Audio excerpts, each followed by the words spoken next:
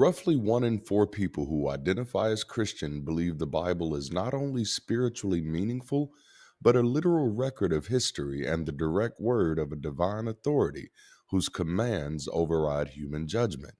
This includes belief in a literal Adam and Eve, a worldwide flood, mass resurrections, and other extraordinary events. Claims that would be rejected outright if they appeared in any context outside of their religion.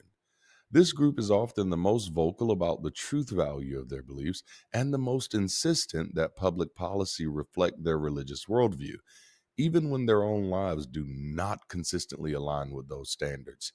Yet, paradoxically, they are also among the least exposed to the historical, cultural, and scientific context of the very claims they defend.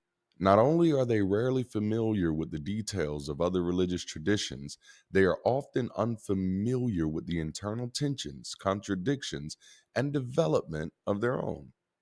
Many of them grew up in echo chambers of inherited belief and unearned certainty, often reinforced by seemingly benign social triggers embedded in media, language, and everyday life.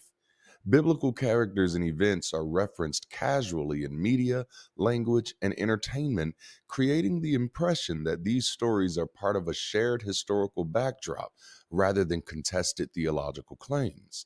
When stories are treated as common knowledge, they begin to feel like common fact. Over time, this combination of limited exposure and constant reinforcement produces a kind of protected ignorance. Questioning the truth of Christian claims becomes socially taboo, framed as disrespectful, hostile, or immoral, even, effectively shielding those claims from critical examination. The result is a belief system that demands confidence without verification and loyalty without scrutiny. Today, we're going to examine 5 biblical events and do 2 things simultaneously.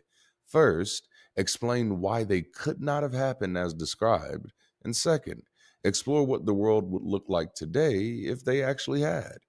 This is not merely a critique of biblical inerrancy, it's a broader examination of how easily certainty can replace evidence, and how reckless belief becomes when it is insulated from the responsibility of verification.